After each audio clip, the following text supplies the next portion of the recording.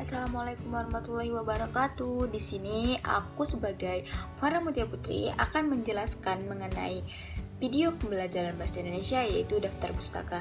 Jadi tonton terus ya teman-teman. Nah, jadi pengertian daftar pustaka itu adalah suatu susunan tulisan di akhir sebuah karya tulis ilmiah yang isinya berupa nama pengarang, judul tulisan, penerbit, identitas penerbit, dan tahun terbit. Daftar pustaka ini digunakan sebagai sumber atau rujukan seorang penulis dalam berkarya. Nah, di dalam daftar pustaka terdapat unsur-unsur, yaitu yang pertama nama pengarang, judul penulis, yaitu termasuk judul tambahannya ya. Lalu data publikasi di mana data tersebut terdapat nama penerbit, tahun terbit, cetakan keberapa, nomor jilid, dan tebal atau jumlah halaman buku tersebut. Lalu jika untuk sebuah artikel diperlukan judul artikel yang bersangkutan seperti nama majalah, jilid, nomor, dan tahun.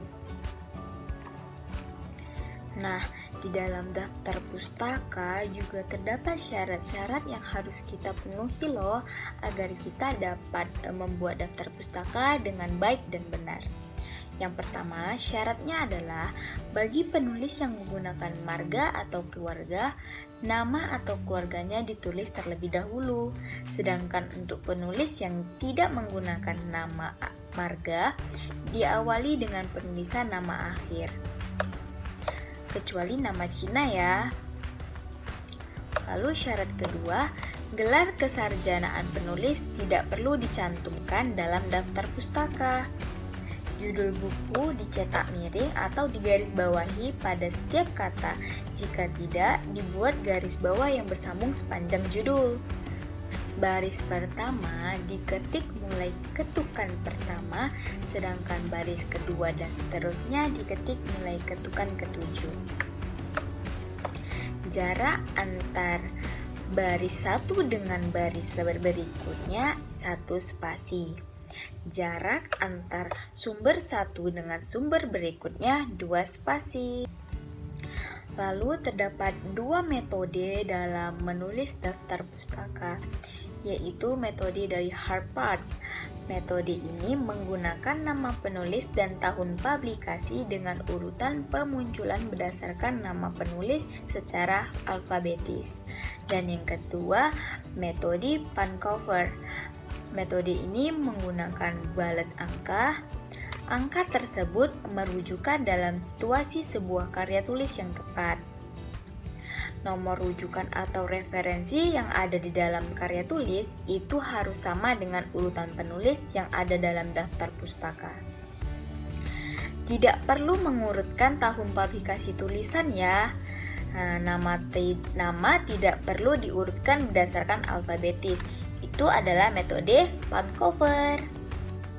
Nah, poin penting dari penjelasan ini yaitu teknik penulisannya. Agar teman-teman bisa membuat daftar pustaka ini dengan baik dan benar, aku akan menjelaskan mengenai teknik penyusunannya. Yang pertama yaitu penyusunan daftar pustaka berdasarkan alfabet yang secara berturut-turut dari atas ke bawah. Nah, yang kedua, dalam penulisan daftar pustaka perlu diperhatikan beberapa hal berikut ini. Yang pertama, menulis nama pengarang. Nama pengarang bagian belakang terlebih dahulu ditulis, lalu diikuti dengan nama depan. Setelah itu, tulis tahun terbit buku. Setelah ditulis tahun terbit buku, gunakanlah tanda titik. Lalu tulis judul buku. Nah, dengan memberi judul buku ini kita tulis dengan menggunakan garis bawah atau cetak miring. Setelah judul buku diberi tanda titik. lalu tulis kota terbit dan nama terbitnya. Antara kedua bagian ini diberi tanda titik 2, kemudian setelah nama penerbit diberi tanda titik 1.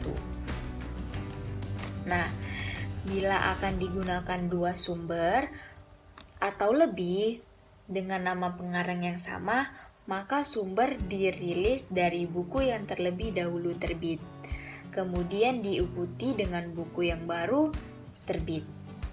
Pada kedua sumber pustaka itu dibubuhi tanda garis panjang. Ingat ya. Nah, seperti yang kita lihat, inilah contoh dari pembuatan daftar pustaka. Nah, contoh ini adalah contoh dari buku ya teman-teman. Nanti aku akan menjelasi daftar pustaka yang dari jurnal dan dari internet. Di sini bisa kita lihat bahwa Sudayana, Adiputra. Nah, seharusnya nama pengarangnya ini adalah Adiputra Sudayana. Namun karena ini mau dibuat sebagai daftar pustaka, maka nama belakangnya lah yang ditaruh di depan, yaitu Sudayana. Lalu diikuti dengan koma dan ditulis lagi nama depannya, yaitu Adiputra.